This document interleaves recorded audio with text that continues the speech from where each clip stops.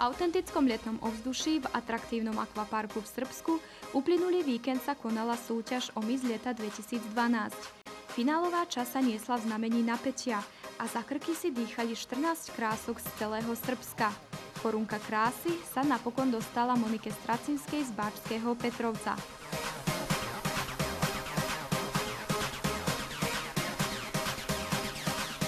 No tak neviem, som veľmi zrušená, ale tiež aj šťastná. Neočakávala som toto, no ale stalo sa. Je to môj prvý, ako tak poviem, nástup. Zaoberám sa odbojkou, akože volejbalom. Prečo si sa potom rozhodla zúčastniť?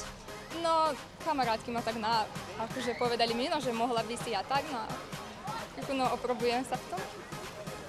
Tieto dievky sú super, naozaj. Veľmi dobre sme sa aj zhodovali, aj všetko znamená, tak pekne nám bolo, zabávali sme sa.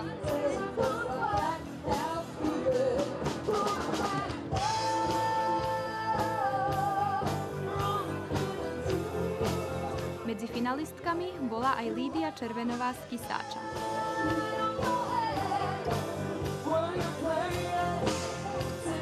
Ak som povedala, že to nová skúsenosť nejaká, a keďže je to prvýkrát, tak som nemala nejaké veľké očakávania a vôbec, že som do finála prišla, veľa mi to znamená. Teda súkromne sa nezaoberáš modelingom, bol toto prvýkrát. A ako si myslíš teraz, že v budúcnosti budeš? No tak chcela by som si to vyskúšať a uvidíme, ako to pôjde.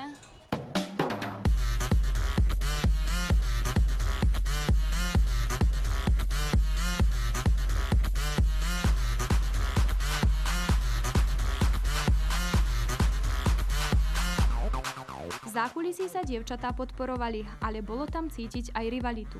Titul vicemis získala Alexandra Skopľak z Vojky. Druhou vicemis a treťou najkrajšou dámou večera sa stala finalistka Violeta Búdi zo Zreňanina. Titul Miss Sympatie si získala Zita Tokic z Báčskej Topoly. Média si za svoju favoritku zvolili Saňu Ivanovičovú zo Šapca a Miss Šarmu sa stala Dragica Michajlovičová z Nového Sadu. Miss leta sa tentokrát organizoval pod patronátom akvaparku Petroland a ju Miss organizácie. Wow, áno, sme všetci spokojní, nie len my ako organizátori, ale aj naši hostia z Miss You, ktorí povedali, že fantastická akcia, vynikajúco zorganizované, perfektné výhry a samozrejme krásne dievčatá. Všetci, môžem naozaj povedať otvorene, všetci, ktorí tam boli v tom žíri, nie len my dvaja domáci, ale aj tí ďalší 6, ktorí tam boli vrátane Miss Srbska, všetci mali Moniku ako číslo 1.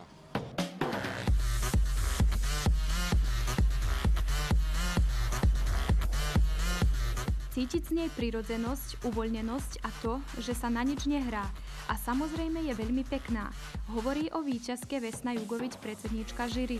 Taktiež spolu s aktuálnou Miss Srbska prezradili niekoľko návodov, ako si udržať krásu.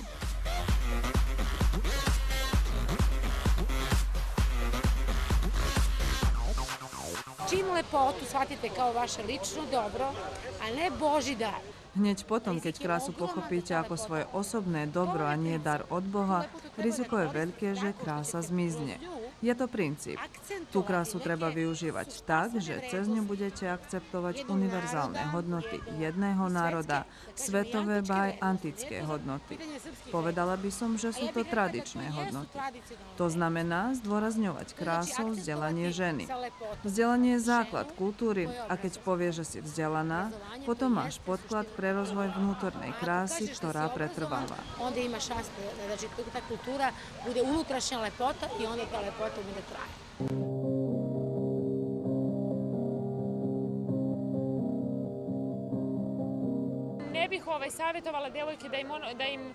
Neodporúčila by som dievčatám, aby im modelovanie bolo na prvom mieste v živote, lebo to je dočasné. Aby krása trvala, musí sa spojiť aj s inými hodnotami v živote. Vzdelanie je na prvom mieste.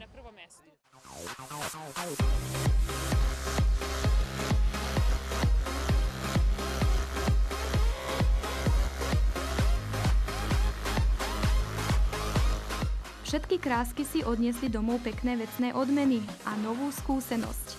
Miss Leta Monika Stracinská sa týmto víťazstvom zúčastní v boji o titul Miss Srbska.